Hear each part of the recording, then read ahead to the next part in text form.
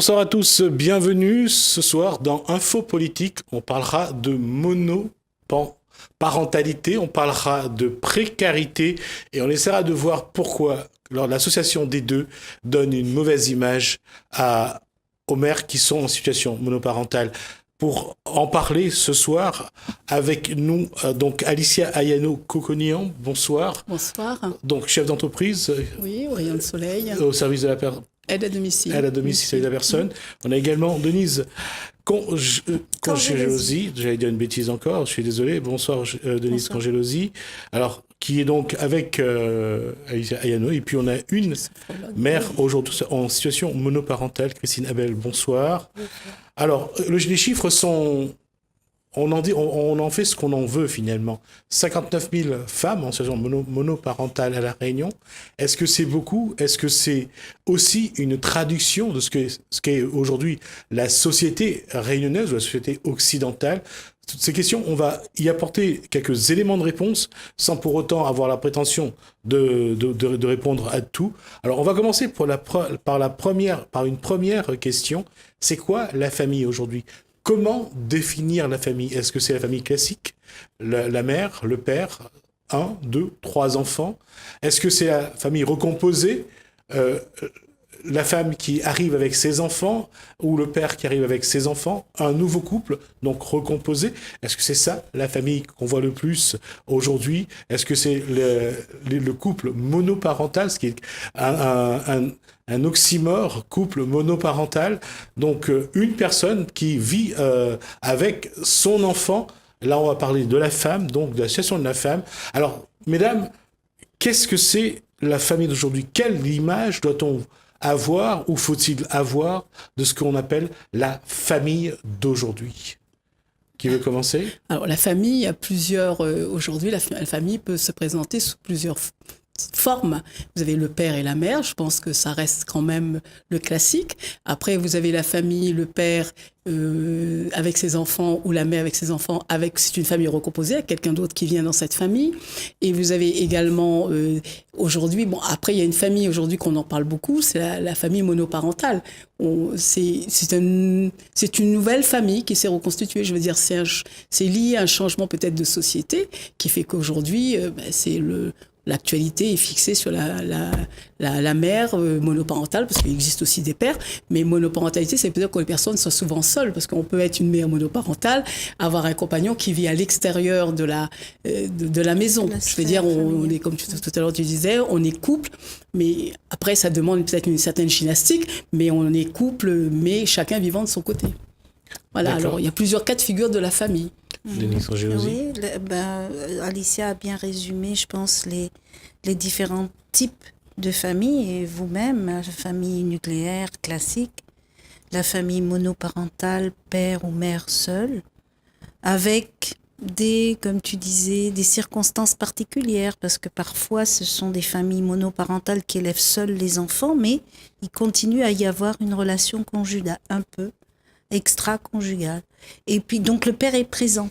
Ça veut dire qu'à ce moment-là, le père est quand même présent. Les familles recomposées. Voilà, c'est vraiment les 3 grands types de familles qui existent aujourd'hui dans notre société, avec cet élément particulier d'aujourd'hui qui est qu'il y a, semble-t-il, une explosion de la famille monoparentale. Et pas seulement à La Réunion, mais partout dans le monde.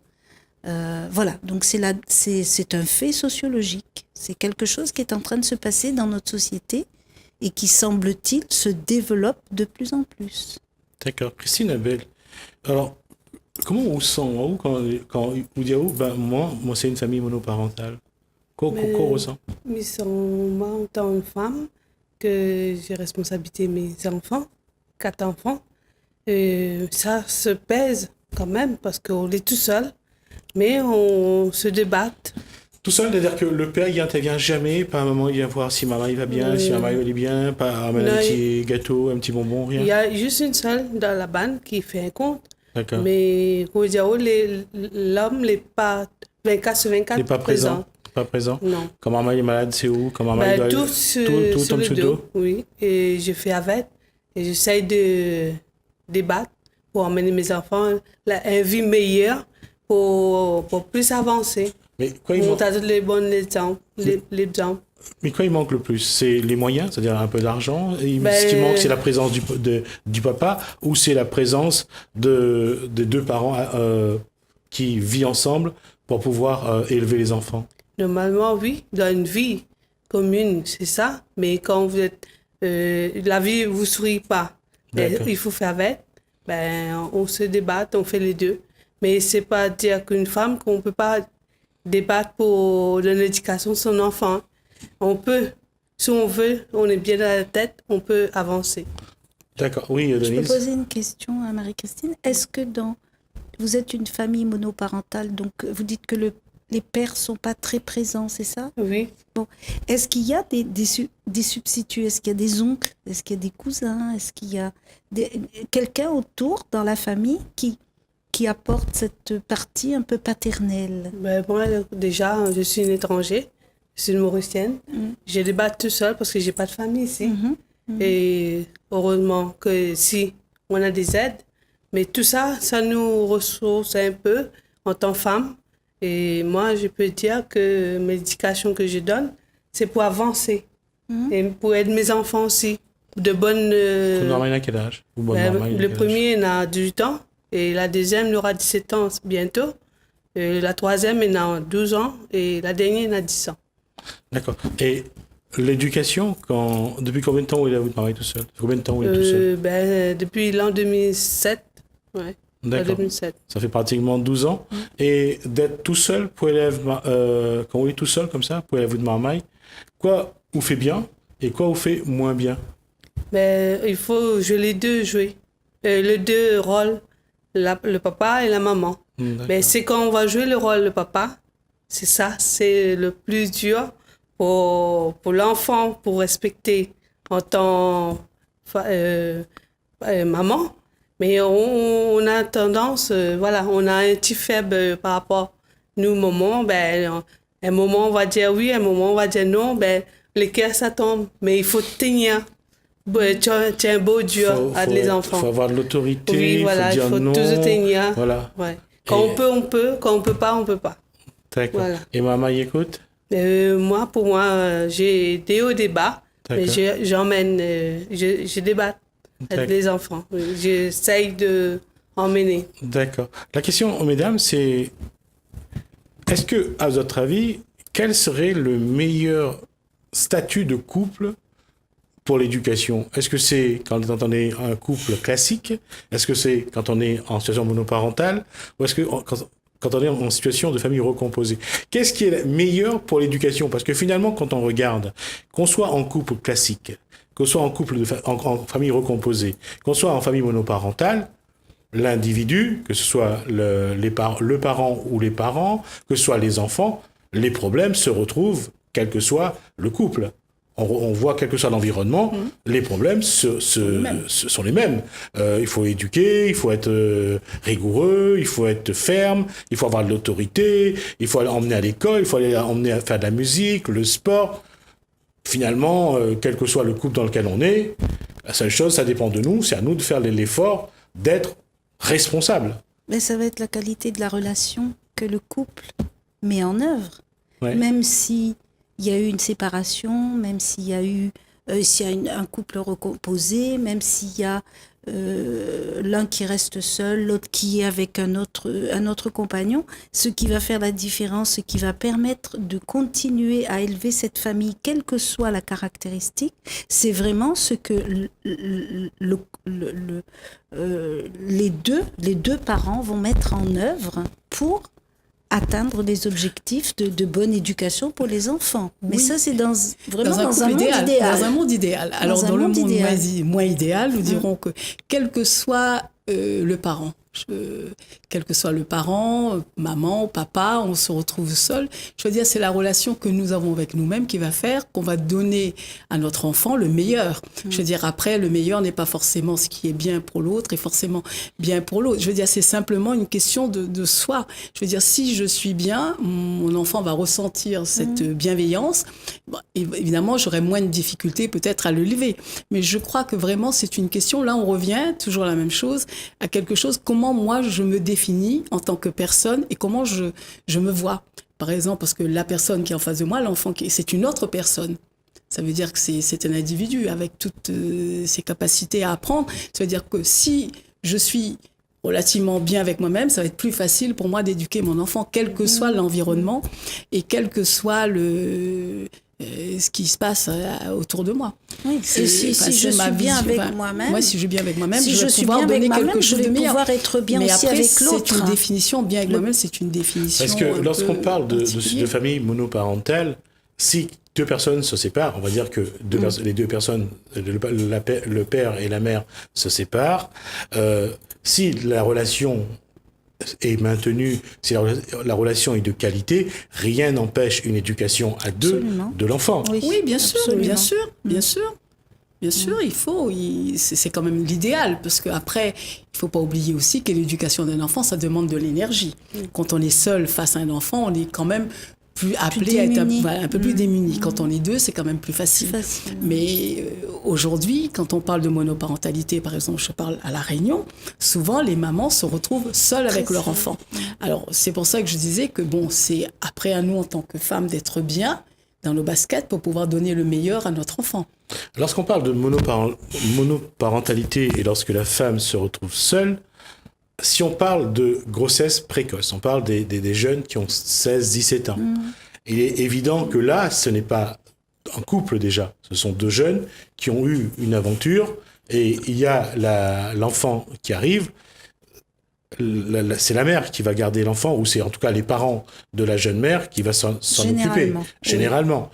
Donc là, je veux dire, là c'est une autre situation de monoparentalité, parce qu'il n'y a pas eu de couple vraiment. Il y a eu juste une aventure, une jeune fille qui se retrouve enceinte et qui va devoir après, tout au long de sa vie, s'occuper de cet enfant.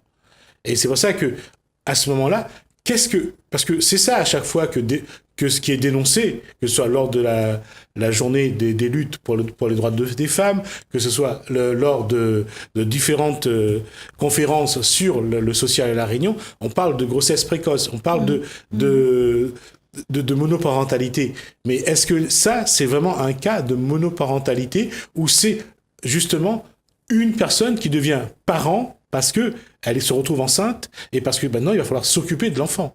Mais comment vous l'appelez autrement qu'une monoparentalité? Moi, je vous pose la question. C'est une famille monoparentale. Peut-être pas choisie. Elle se retrouve en situation de monoparentalité et avec le deuxième vocable de précarité, puisque ça tourne.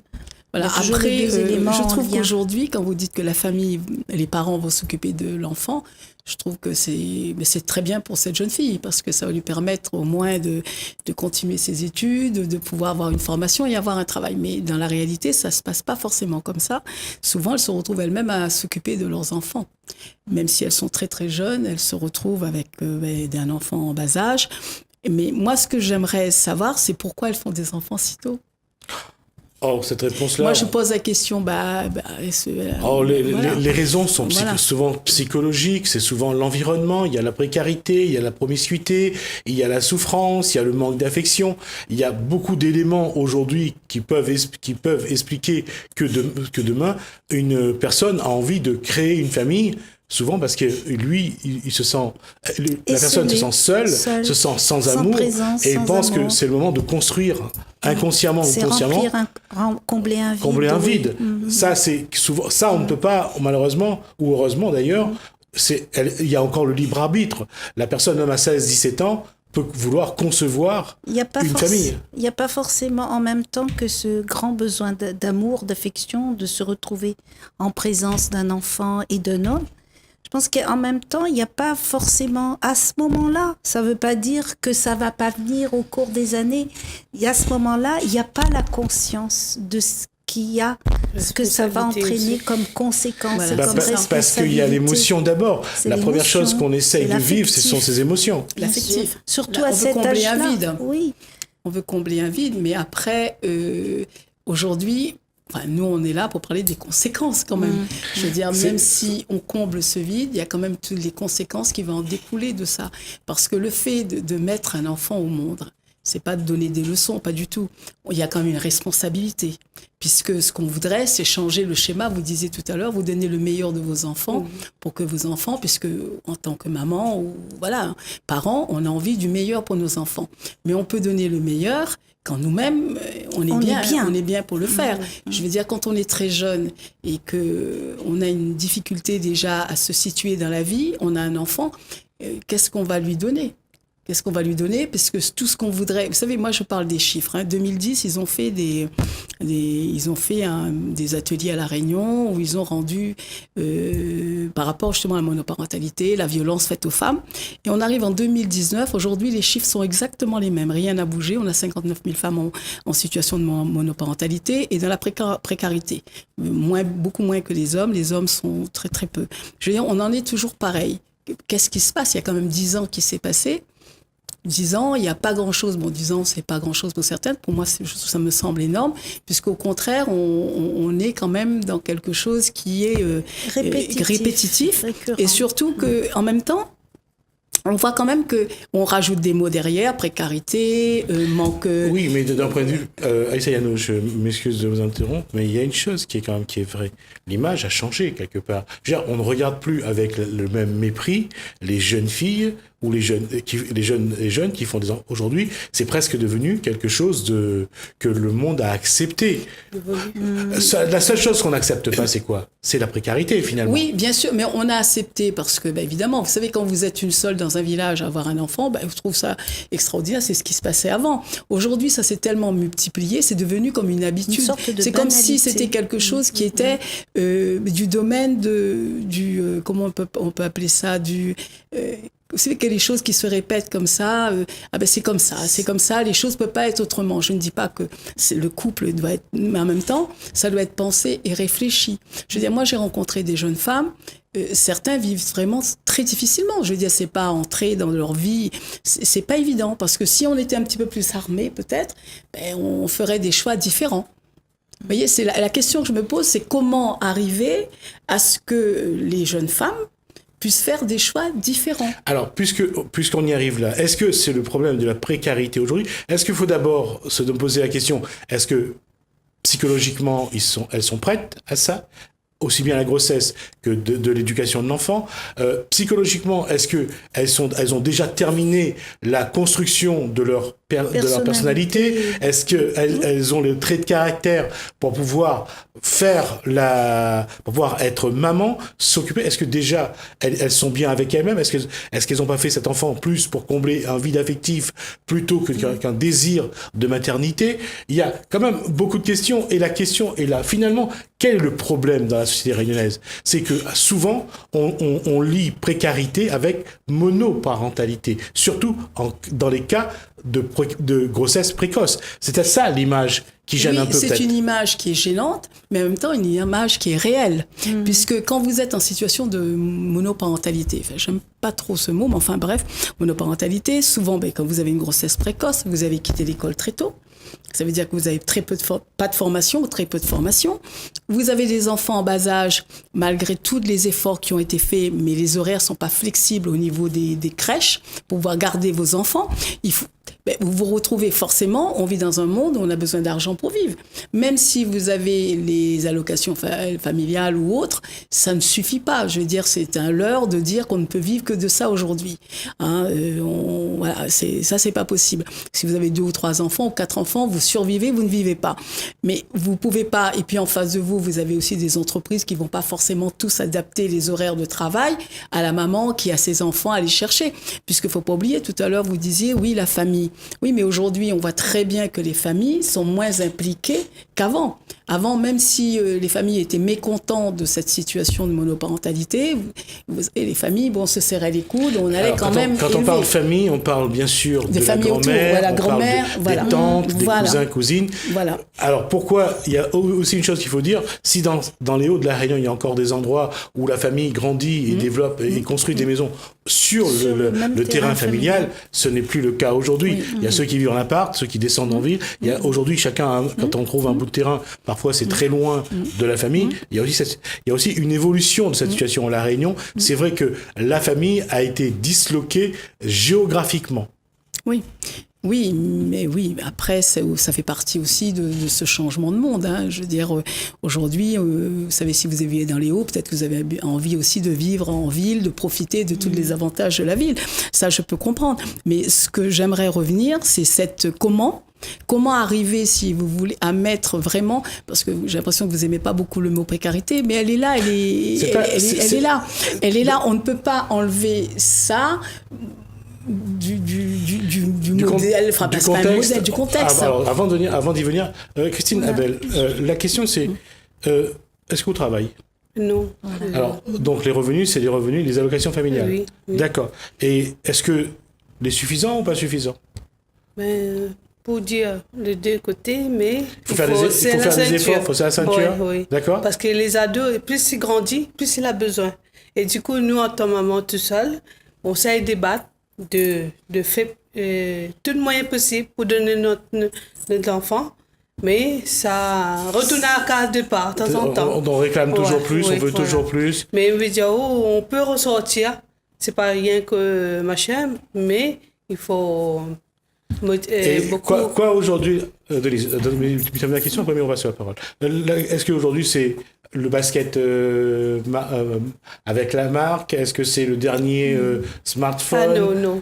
Pour moi, c'est pas rien à voir. D'accord. La marque, tout ça, non. Je donne mes enfants les matériels que a besoin. D'accord. Des trucs qui sont nécessaires.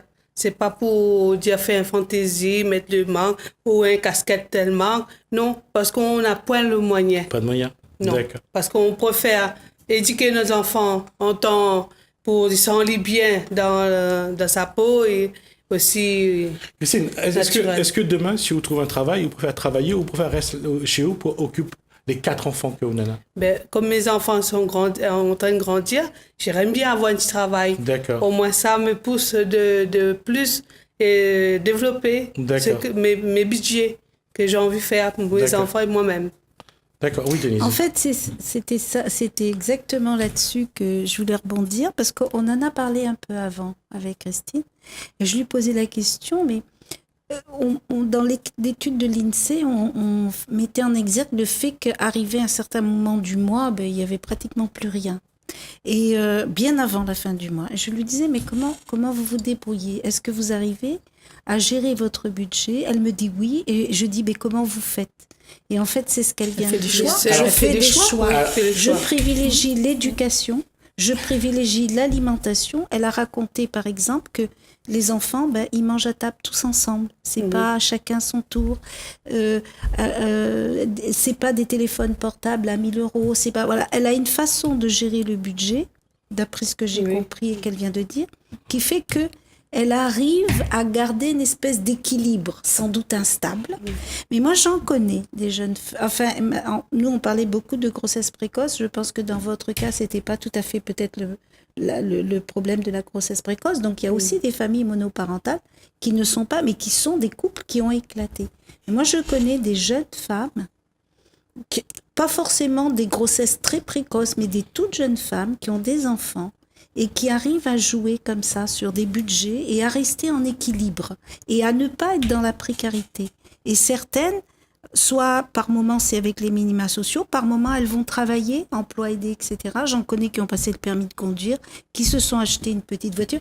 Donc il y a aussi des gens qui s'en sortent. Après, je crois que c'est une question de choix. Justement, j'ai profité pour renvoyer la balle à Alicia Ayano sur le mot précarité, puisqu'elle m'a dit que je voudrais séparer la précarité de la monoparentalité. Effectivement, c'était... Question de choix.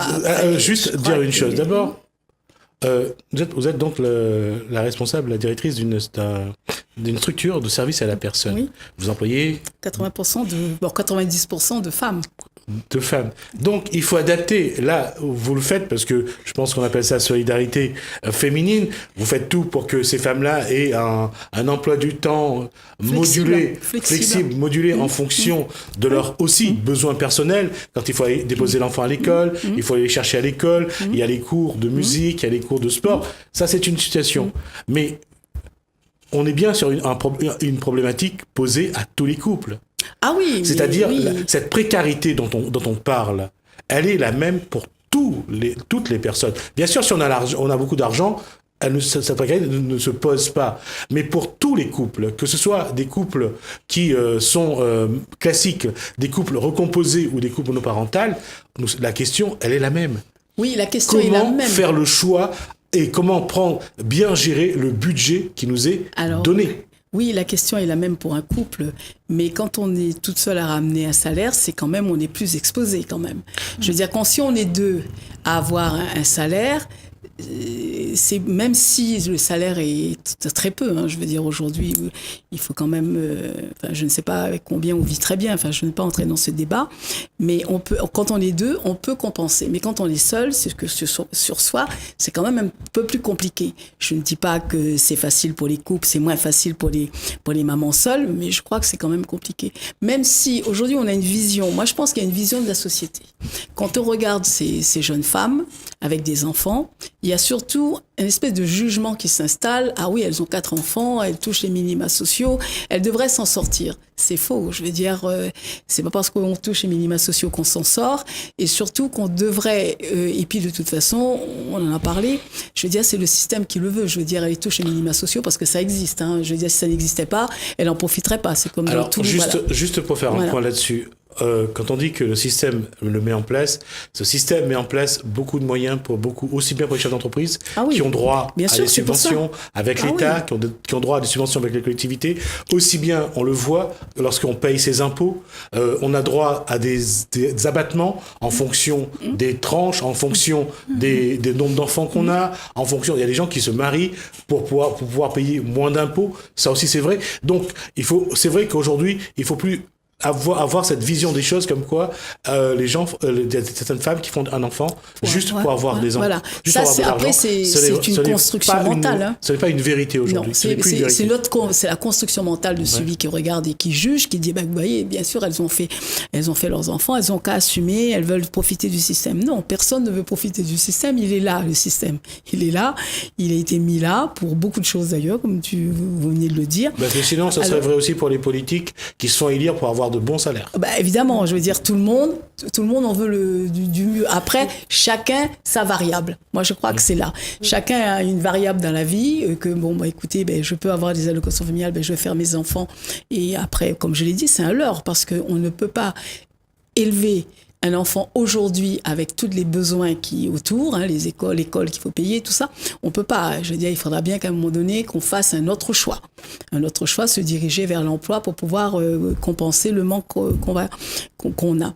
Mais c'est surtout, vous voyez, quand on a fait cette enquête, quand cette enquête a été rendue publique, moi ce que j'ai ressenti, là, je vais rentrer dans l'émotion, j'ai ressenti qu'on est toujours en train de pointer du doigt une catégorie de la population, assimiler ces personnes, parce que quand vous dites à quelqu'un monoparentalité, c'est ce que je voulais insister tout là, par précarité, vous avez l'impression que, écoutez, vous faites partie vous êtes en marge de la société finalement.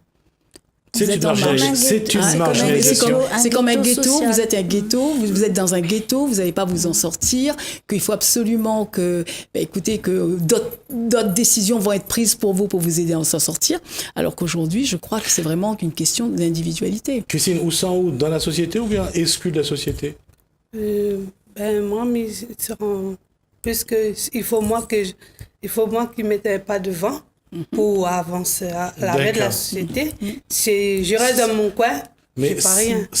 Donc c'est à vous de faire l'effort. Voilà. Et moi, j'ai décidé de faire un effort, de partir de l'avant. Ouais, c'est très bien. C'est pour ça que vous avez pris ce choix d'élever les enfants tels que vous êtes en train de les élever, c'est-à-dire en les envoyant à l'école. Voilà, montrer un bon exemple. Je suis une mère qui veut débattre pour montrer bien la société qu'on vive. On ne vit pas dans le rose, on ne vit pas dans... C'est pas rose tous les jours. Voilà, on ne va pas en cliquant les doigts, ça gagne tout de suite. D'accord. Il faut connaître la discipline qu'on peut attendre. La patience, il fait tout. Il faut gérer, il faut savoir gérer, il faut savoir acheter. Elle a donné un exemple très intéressant tout à l'heure sur, elle disait, Christine, par rapport au fait que les enfants utilisent beaucoup Internet maintenant et que l'école même. C'est l'école. Voilà. Mais elle disait, elle a porté son opinion là-dessus en disant que ça peut être un peu délicat, mais en même temps, elle disait qu'elle fait attention à ce que ses enfants regardent, à ce que ses enfants font, parce qu'il y a le problème des addictions, aux jeux, au porno, etc. Parlez-en, parce que c'était qu'aujourd'hui, très intéressant, Christine, maman, ça veut dire que elle reste vigilante, c'est-à-dire qu'elle veille à ce que son enfant regarde sur Internet, elle veille les fréquentations de son enfant. Il faut rester, en tout cas, il faut être vigilante. Oui, vigilante et aussi surveiller les enfants parce qu'ils sont encore des ados. D'accord. Si nous, en tant que parents, on nous laisse nos ados tout permettre, tout mais c'est le cas, voilà. C'est le cas de toutes les familles. C'est la liberté. Voilà, c'est le cas de toutes les familles. Je veux dire, aujourd'hui, nous devons être vigilants en tant que parents par rapport à ce que font nos enfants. Mais je crois qu'on soit seul ou en couple, tout le monde est exposé à la même, chose. Ce qui amène à une question, en fait, quel que soit le couple, c'est qui a la responsabilité de l'éducation, finalement? Qui s'investit vraiment à surveiller l'enfant, à regarder son cahier le soir, à regarder ses notes, qui est responsable, à surveiller les fréquentations, à voir si... C'est parce que qu'on soit en couple monoparental, en couple classique ou en famille recomposée, la question reste la même. Combien les parents s'investissent dans l'éducation? Comment les parents s'investissent dans l'éducation? Et est-ce que les deux parents, quand ils sont en couple classique ou en famille recomposée, et même en couple monoparental, parce que les parents sont séparés, ça ne veut pas dire que l'un ou l'autre, le père ou la mère, doit se dessaisir de cette responsabilité. Ils sont tous les deux responsables. Donc la question est toujours la même. C'est-à-dire que lorsqu'on parle de monoparentalité, aujourd'hui, monoparentalité signifie que seul l'un des parents, et souvent la mère, qui a la charge de toutes les responsabilités. Oui. Mais souvent, ce sont les mères qui sont en charge de beaucoup de responsabilités. Après, on ne peut pas nier ce... Non, c'est un fait de société, c'est vrai. On ne peut pas nier ce fait. Ouais. Après, mais par contre, il faudra quand même préciser qu'il y a des pères qui s'investissent quand même. Je veux dire que saluons les pères qui sont vraiment là, qui s'occupent de leur enfant. On ne va pas non plus... stigmatiser. Mais ce n'est pas le but. Mais après, il faut reconnaître aussi... Je pense qu'il faut le dire, qu'il y a des pères qui le font. Oui, bien sûr. Mais c'est vrai qu'il y a aussi beaucoup de femmes qui se retrouvent en situation de monoparentalité où ils ont toutes les responsabilités. Voilà, bien sûr, il y en a quand même... C'est elles qui sont responsables de l'éducation des enfants, c'est elles qui sont responsables du budget, parce que quand on parlait de monoparentalité, il y a toujours un papa dans l'histoire, parce que souvent les mamans, elles ont eu un enfant, mais après c'est une déresponsabilisation aussi de l'autre qui est en face. Je crois que souvent, malgré tout l'attirail juridique qu'il y a, on n'arrive pas non plus à faire prendre la responsabilité, ou moins financière, même si il peut pas forcer quelqu'un à être dans la bienveillance par rapport à l'enfant qu'il a eu, mais au moins une responsabilité financière.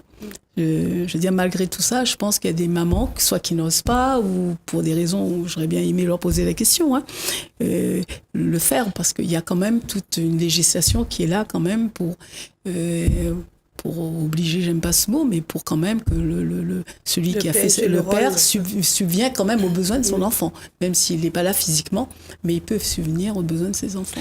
Ce qui nous amène à la question suivante, c'est-à-dire nous poser la question, est-ce que c'est cette précarité-là qui empêche le parent en situation monoparentale, donc souvent la mère, qui pour faire face à ses responsabilités, qui a du mal? Est-ce que cette précarité financière, affective ou autre, qui empêche la mère, et surtout en cas de grossesse précoce, d'être à la hauteur? Qu'est-ce qui fait qu'aujourd'hui, les politiques, ceux qui faisaient les rapports, ont souvent décrié la chose? C'est-à-dire, c'est que comme il y a une situation de monoparentalité, c'est ça qui cause souvent la mauvaise éducation. Et souvent, on met ça sur le dos donc des grossesses précoces, sur la monoparentalité. Est-ce que c'est ça qui fait que... Parce que quand on regarde finalement l'éducation dans toutes les familles qui existent, les résultats n'est pas si supérieur que ceux que peuvent avoir les parents en situation homorentale. Ouais. Absolument, c'est une crise générale.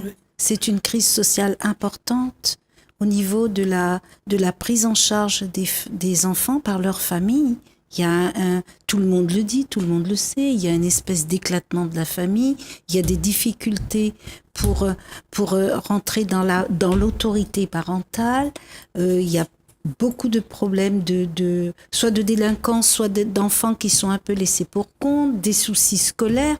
Je ne crois pas que c'est seulement la famille monoparentale. Elle est peut-être plus exposée parce que soit le père, soit la mère sont seuls. Donc c'est plus difficile de faire face quand vous êtes seul.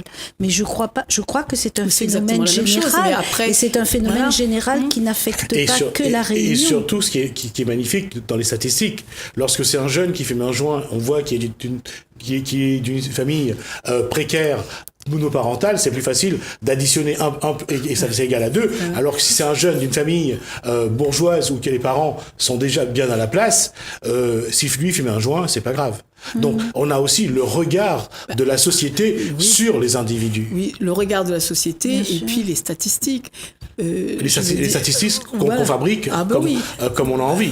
Parce qu'aujourd'hui, on disait tout à l'heure, toutes ces jeunes femmes, vous savez, c'est comme si c'était une vérité qui s'est annoncée d'avance. Vous voyez, vous êtes une famille monoparentale, vous avez des difficultés pour élever vos enfants. Mais comme si on fabriquait d'avance avec les journaux, parce qu'on n'en parle que de ça en ce moment, il n'y a que ça à la télévision. On fait des colloques, on est venu à Madame la ministre de la Réunion, on est sur la pauvreté. Vous savez, quand on vous bassine tous les jours que vous êtes pauvre, vous finissez par y croire, je suis pauvre, je ne vais pas m'en sortir. Mais je crois qu'il y a aussi un fait de société qui est ancré là-dedans. Ce qui amène quand même pour nous, c'est une redéfinition de la précarité, de la pauvreté. Parce que si c'est avoir une petite case, mais bien manger, bien vivre, et ne pas avoir de simple revenu, cette pauvreté-là, je pense que beaucoup de monde aujourd'hui veulent l'avoir. Être heureux surtout. Enfin, je veux dire, l'être humain, je ne crois pas qu'on est venu sur Terre pour souffrir. Je ne crois pas qu'on met des enfants au monde pour les faire souffrir. Mais je crois que c'est le regard de l'autre sur nous qui fait, si on n'est pas armé, parce qu'après, il faut aussi, on doit un petit peu, enfin, on sort un peu du cadre peut-être de la monoparentalité. Je veux dire, on a des parents, nos parents doivent nous armer pour la vie. Nos parents doivent nous donner certaines valeurs pour qu'on puisse faire face à certaines difficultés. Mais si on les a pas, le premier venu peut nous déstabiliser. Oui, ça revient à ce que je disais tout à l'heure, et je vais poser la question à Christine Abel dans l'instant, c'est est-ce qu'on a suffisamment de temps à ce moment-là, à partir des moyens? Est-ce que Christine Abel dispose seulement de moyens pour éduquer son enfant? Est-ce qu'elle peut prendre le temps de le faire? Est-ce que ça, c'est possible? Est-ce qu'aujourd'hui, de dire que voilà, ma fille veut aller faire du sport, je la dépose. Mon fils veut aller faire de la musique, je continue. Aujourd'hui, il y a une question sur la sexualité. Je vais parler avec mon enfant. Est-ce que ça, c'est quelque chose que vous faites? Mais déjà, c'est dur, parce qu'il faut pas, il n'est pas facile pour mettre tous les 4 mamans, et pour jouer avec chacun son domaine. Son domaine. Ouais. Mais on peut stabiliser on a le moyen de temps. C'est le temps qui joue le rôle. On peut dire aujourd'hui je vais faire ça avec l'autre et demain je vais faire ça avec l'autre. Mais il faut toujours avoir confiance en les enfants. Les enfants, si on a confiance en moi. Oui. D'accord. Parce que c'est la confiance qu'on a besoin. Confiance, oui. Les enfants ont besoin de la confiance. Si les parents ne donnent pas confiance, tout bascule. Donc, c'est la relation qu'on va créer avec son enfant. Il faut beaucoup de relations, il faut beaucoup de dialogue, la confiance. Mais donc vous avez confiance en vous, à la base. Oui, moi j'ai confiance, je redonne mes enfants. C'est ça. C'est cette confiance qui fait que vous avez confiance en eux, ils ont confiance en vous, mais vous avez confiance dans le cadre que vous avez mis en place. Et d'accord, donc, on en revient à ça. Aïssa Yano, il y a eu une conférence donc sur la monoparentalité et la précarité à laquelle Denise et vous avez participé. Qu'est-ce qui est ressorti de ça? Aujourd'hui, quel est le regard à travers ce qui a été dit, qu'on a sur la monoparentalité et sur la précarité? Comme tout à l'heure je le disais, vous savez, ce sont des vérités qui sont déjà mises en place, et ça doit être la même pour tout le monde. Par exemple, on a vu des jeunes femmes faire leurs témoignages. À mon sens, après c'est mon ressenti, Je crois que tout individu a la possibilité de se sortir de chaque moment de sa vie. Je crois que même si on est en couple, on vit aussi parfois des moments très compliqués. Et voilà, ça ne veut pas dire... Mais après, c'est nous, en tant qu'individu, comment on se place par rapport dans la vie, quelle est notre place dans la vie. Et souvent, ce qui ressortait, c'est que souvent, certaines personnes n'avaient plus de place dans la vie. J'avais l'impression qu'ils étaient ballottés un peu, parce que bon, il y a beaucoup... Parce qu'après, il y a beaucoup d'associations qui sont là pour accompagner. On ne peut pas dire qu'il n'y a rien qui a été fait. Mais aujourd'hui, c'est comment l'individu lui-même, femme ou homme, parce que je crois que la précarité aujourd'hui touche aussi beaucoup d'hommes à La Réunion, comment on se situe par rapport dans notre vie, comment on se situe par rapport aux autres, à notre environnement, notre relation à l'autre, qui on est. Voilà, se retrouver soi-même pour dire, ben voilà, moi je suis une femme, je vis sur tel territoire, qu'est-ce que je veux faire de ma vie ? Je crois que c'est là la question. C'est pas l'autre qui est là pour venir me dire, ben écoutez, vous êtes en situation de monoparentalité, moi je veux faire ça pour vous. Mais si moi je ne suis pas équipée pour faire face à ce que vous me donnez. Voilà, ce qui veut dire, oui, mais on est dans le regard de l'autre. On est dans le regard de l'autre, mais en même temps... le regard sur soi. Le regard sur soi. Oui, mais non, j'ai compris. Mais justement, là, la question, c'est le regard de l'autre ou le regard de soi. Qu'est-ce que doit choisir une jeune fille de 17 ans qui vient d'avoir un enfant, que tout le monde va dire, mais pourquoi tu t'es pas protégée? Pourquoi tu as fait un enfant tout de suite? Tu n'es pas encore une femme. Tu n'as pas encore grandi. Est-ce que la société, d'abord, qui a mis en place ce système, qui a construit tout ce qui est aujourd'hui, est-ce que cette société-là déjà doit pas commencer à dédramatiser, à commencer à dédiaboliser, à essayer de faire en sorte que ce qui arrive, c'est un fait de société, c'est un fait qui est devenu naturel, déjà de préparer. Mais les mots doivent changer. Voilà, puisque finalement la jeune fille de 17 ans ou de 16 ans qui a eu un enfant, c'est là. Au lieu de culpabiliser, est-ce qu'on peut pas mettre en place un système pour les accompagner, pour les aider d'abord à continuer à se construire et ensuite à apprendre l'éducation de leur enfant? C'est peut-être ça déjà la question. Aujourd'hui, ça existe. Comme je disais, il y a énormément. L'institution a mis en place. Après, est-ce que c'est pertinent ou pas? La question, elle est là. Puisque. Je peux répondre tout de suite à la question. L'enfant est là. La pertinence est là. Donc, question ne se pose plus. Non, la pertinence, non. Par exemple, aujourd'hui, ça existe. On peut en parler. On est un des départements où on a plus de grossesses précoces. On a des institutions qui ont mis en place des associations et des associations. Il y a quand même pas mal d'intervenants à ce niveau-là. Pourquoi ça perdure? La question est, on doit revenir, pourquoi ça perdure? Alors qu'on sait très bien que c'est pas quand vous rencontrez après ces jeunes filles, vous savez, vous les rencontrez quelques années plus tard, parce que nous, on en rencontre parfois, moi j'en rencontre dans le cadre de mon travail, il y a quand même beaucoup de regrets. Il y a quand même, si je savais, j'aurais fait les choses autrement. On ne regrette pas d'avoir ses enfants. Parce que quand on est maman, je crois qu'on a nos enfants, on les regrette pas. Mais on regrette la façon dont ça s'est passé. Et souvent, je me dis, mais pourquoi? Parce qu'on a loupé quand même, on n'a pas passé son bac, parce que justement, l'accompagnement est là, mais l'accompagnement est là, plus ou moins éloigné. C'est pas vraiment un accompagnement, voilà. C'est un paradoxe, parce que lorsque l'enfant est là, la dimension de la personne change. L'enfant la jeune fille de 16 ans, 17 ans devient d'un coup responsable. Parce qu'elle est responsable d'un enfant. Donc, si elle n'a pas eu cet enfant-là, elle n'aurait pas changé de posture ou de dimension. Donc, c'est pour ça que je veux dire que c'est un petit peu le serpent qui se mord la queue. C'est vrai, si on avait su, on l'aurait fait autrement. Et autour de cette table, je peux vous le dire. On referait nos vies toutes. Voilà. Mais si on avait su, on l'aurait fait autrement. Mais qu'est-ce qu'on peut mettre en place? Écoutez, vous pouvez pas me dire, quand vous avez 16 ans, vous faites un enfant, que c'est facile. C'est pas facile, bien sûr, c'est pas... Qu'est-ce qu'on peut mettre en place en amont? Aujourd'hui, la question que je me pose, c'est ça. Parce qu'on dit tout le temps, c'est pour combler un vide, parce qu'effectivement, je n'ai pas eu suffisamment, je me sens pas bien, je vais combler pour faire une autre famille.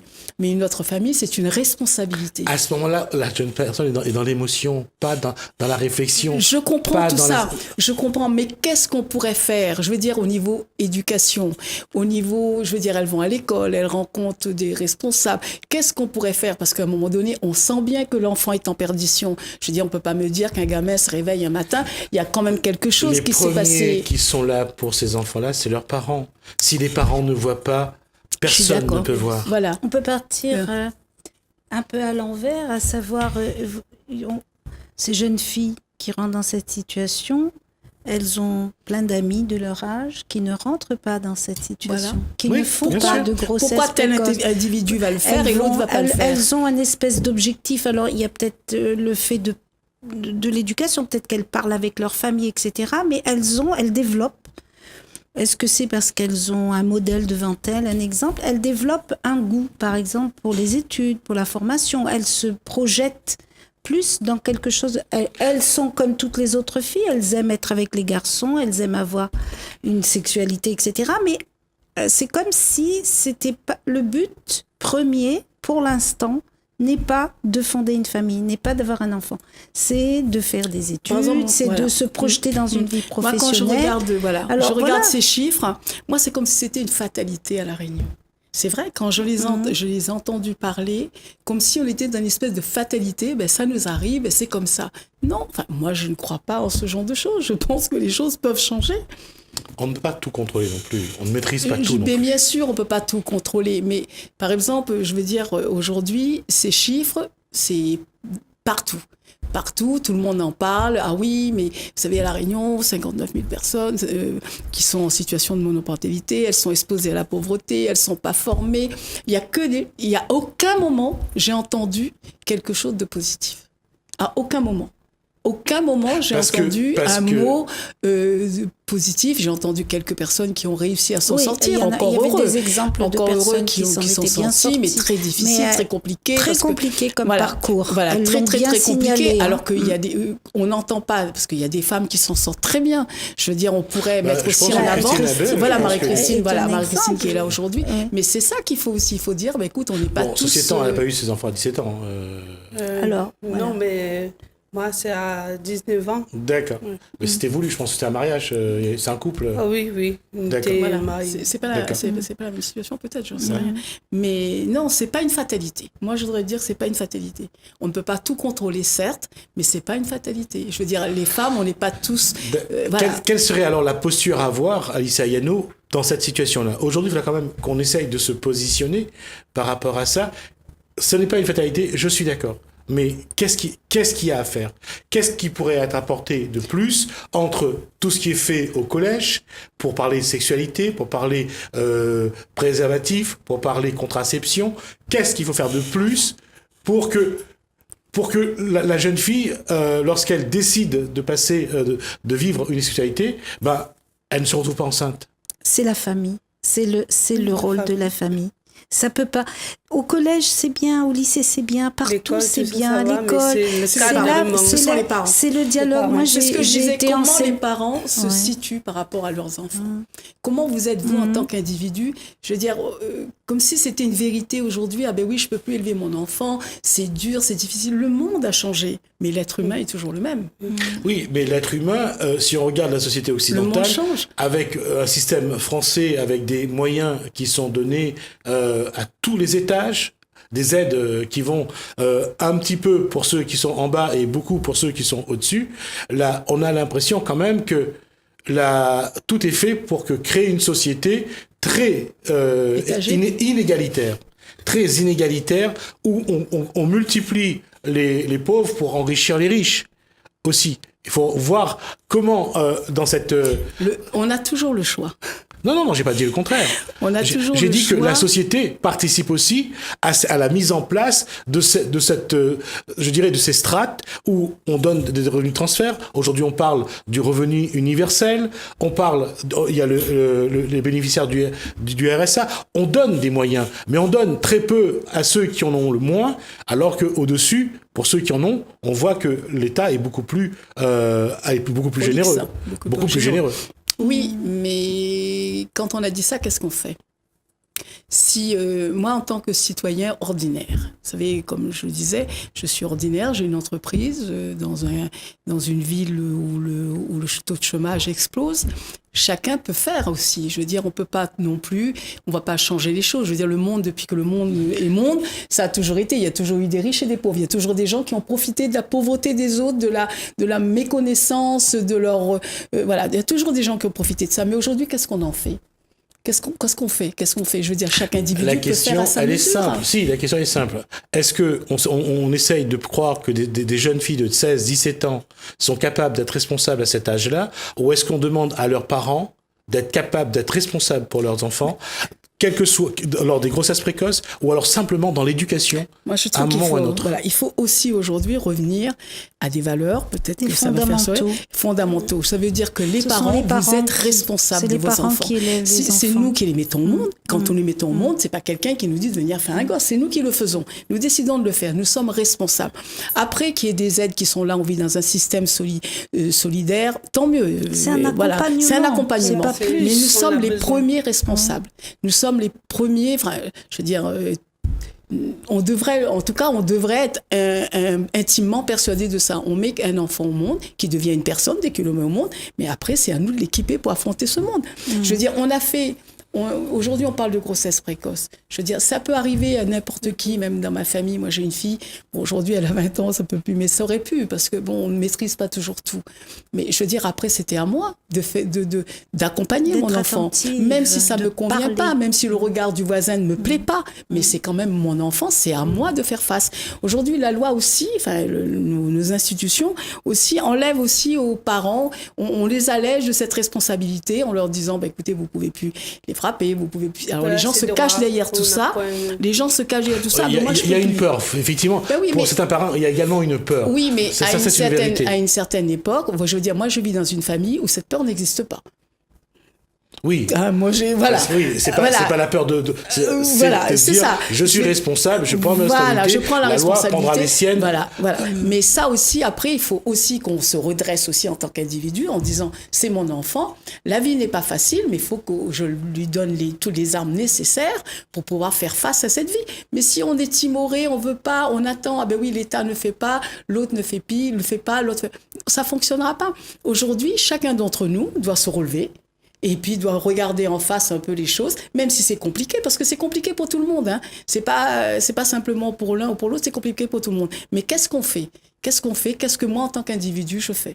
Alors, je reviens là-dessus. Je veux dire que c'est pour ça que aujourd'hui, est-ce qu'il faut qu'on continue à coller cette image de la précarité à la monoparentalité, surtout aux jeunes mamans, à celles qui ont vécu des grossesses précoces. C'est ça la question aujourd'hui. Parce qu'à force toujours de stigmatiser, de marginaliser, de mettre encore un peu plus de chape de plomb pour ceux qui en ont déjà assez, est-ce que c'est ça qui va changer la société ? Non, je crois pas. Non, gardons le terme de monoparentalité parce que c'est la réalité. Bon, la précarité aussi est une réalité, mais alors, au lieu de précarité, parlons formation, parlons évolution professionnelle, parlons rêve d'avenir. Non, il faut d'abord qu'on redéfinisse c'est quoi la précarité. C'est quoi être précaire ? Est-ce que c'est de vivre avec 1 000 euros, 1 500 euros ? Est-ce que c'est... Alors, il y a des gens avec 500 euros, ils peuvent être heureux.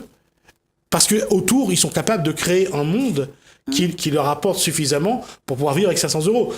C'est caricatural ce que je viens de dire, mais il y en a quand même qui gagnent assez d'argent pour être heureux. S'ils n'achètent pas le dernier smartphone à 1 500 euros, ils n'achètent pas les baskets de marque. On revient toujours au choix. Est-ce que voilà. Christine se sent dans la Est-ce que vous diriez que, en tant que famille monoparentale, que vous êtes précaire, que vous vous sentez précaire, ou est-ce que vous avez l'impression que vous vivez à peu près correctement? Pas tout à fait, parce qu'on a toujours besoin. Oui. On ne peut pas dire on vit maximum. Mais on fait avec. Mais le problème, plus les ados, moi je trouve le défaut, plus les ados grandissent, plus qu'on n'a pas assez le moyen à donner. Donc, c'est la ceinture. Donc il faut apprendre aux ados à vivre avec ce qu'ils ont. Qu'ils ont, et aussi très simple truc. D'accord. Pas avec des luxes, pas avec des machins, parce que les jeunes maintenant, ils ne vivront pas ça. Parce que il n'y arrivera pas ça. Après, ça dépend le travail. Il y a plein de facteurs aussi qui viennent aussi. Chose que moi, nous, on est d'une génération aussi où la Réunion n'était pas très riche à l'époque. Hein. Alors, mais on était moins sollicités. Et puis les règles étaient différentes. Bon, après, on peut pas nier qu'aujourd'hui, on vit dans un monde où les jeunes sont très sollicités par la télévision, par les affiches publicitaires et tout. Mais après, en tant qu'individu, on peut aussi dire non. Je veux dire, aujourd'hui, on a l'impression que les gens se disent, on est tributaire de tout ça, mais on est complètement emporté par quelque chose qu'on ne peut pas dire non. Ben, si. On n'est pas victime. Voilà, on n'est pas victime expiatoire. C'est la formation On est d'esprit responsable. critique, en fait, Alors, aussi bien chez les parents que chez les cette jeunes. formation, C'est avoir cette formation à la d'esprit parentalité, formation à la parentalité, à qui? Aux mères, aux jeunes filles qui deviennent mères, à qui faut-il faire Ben, aujourd'hui? il faut le faire à tous. Vous avez tout à l'heure, vous avez À dit il tous. faut revenir aux fondamentaux. À tous. Vous savez, aujourd'hui, toutes les actions sont portées sur les collèges et les lycées. Moi, je crois qu'il faut les porter chez les plus petits en cours élémentaire. Ah ouais. Parce que c'est quand on est petit qu'on nous installe nos valeurs et tout. Tout à l'heure, vous disiez, c'est le rôle des parents. Oui, je suis OK, mais les parents, certains ne le font plus. Mais après, l'État est là aussi pour compenser aussi. Alors, L'État n'a pas demandé aux femmes de faire des enfants. Non, je suis d'accord. L'État n'a pas demandé, mais aujourd'hui, il joue un rôle, il prend des positions qu'il ne devait pas prendre non plus. Mais aujourd'hui, il peut aller dans les enfants, là, c'est les communes, je parle, c'est les mères, mais enfin bref, chez les tout petits, parce que toutes les actions que j'ai pu voir, peut-être que je me trompe, si je me trompe, qu'on vienne me le dire, mais c'est souvent au collège et au lycée. Mais chez les tout petits, il n'y a rien. Alors que chez les tout petits, ça commence déjà. Ça commence déjà, ce côté où rapport hommes et femmes, ça commence déjà au niveau de la maternelle, hein, les gamins, parce qu'on reproduit ce qu'on voit à la maison. Quand on est petit, je vois ça à la maison, je le reproduis dans la cour de l'école. Chez les tout petits, on devrait commencer déjà à mettre pas des barrières, mais à mettre en place quelques fondations, un cadre. Il nous reste un peu moins de 5 minutes, on va conclure l'émission. Ce qui doit être fait, c'est d'abord former à la parentalité le plus tôt possible, pour continuer sur ce que vient de dire Alicia Ayano. C'est ça, vous voyez? C'est-à-dire qu'il faut que chacun voit ses responsabilités, que chacun aussi apprenne à faire face à ses responsabilités. C'est ça qu'il faut faire? Oui. Enfin, moi, je crois que chacun doit faire face à ses responsabilités. Même, on voit que un petit maman de 2 ans, il dit, si sa maman l'a claqué un coup parce que la a 2 fois, troisième coup l'a claqué, je vais appeler tel numéro. Oui, c'est ça. Les parents aussi, ils ont peur. C'est ça le problème, l'éducation pour mettre les enfants un peu dans le droit, machin, mais il y a trop après, vous savez, nous avons peur parce que on n'a pas la connaissance. Ça dépend. Vous savez, moi, je crois que nous devrions quand même. Aujourd'hui, je vois que beaucoup d'enfants fuient l'école, n'aiment pas l'école. Moi, ma génération, j'aimais l'école. Parce que c'est l'école qui a permis aujourd'hui d'être ce que je suis. Parce que et puis bon, chez moi c'était l'école, c'était pas autre chose. Mais je crois qu'aujourd'hui, plus on a de la connaissance, moins on aura peur. On a peur pourquoi? On a peur parce qu'on connaît pas parce qu'on a mis une claque à son enfant sur la main que le gendarme va venir nous chercher et nous emmener en prison. C'est pas comme ça que ça se passe. Ça veut dire que nous aussi, on devrait aussi se renseigner. Il y a les infos, au lieu de regarder Internet que des choses pas sympas, on peut regarder aussi comment je peux me défendre si mon enfant porte plainte. Je veux dire, c'est ça aussi, c'est nous, à chacun d'entre nous de dire aujourd'hui, c'est vrai, on n'est pas tous des intellectuels, mais on a des droits et on doit savoir ce que c'est nos droits. Et en tant que, moi je vois autour de moi que souvent il y a une méconnaissance. Je crois qu'aujourd'hui il est temps pour nous de nous réveiller et d'aller chercher pas la connaissance, mais au moins certains éléments. Quoi. Voilà. Et puis il y a aussi une chose, c'est que avec Internet, il y a eu cette période où tout le monde voulait tout connaître, tout vivre. Voilà. C'est peut-être le moment aussi de faire des choix de nouveau, choisir dont on a besoin et finalement rejeter tout le superflu, tout ce qui perturbe, tout ce qui nous disperse. Et c'est ça peut-être ça. Qui nous ramène rien.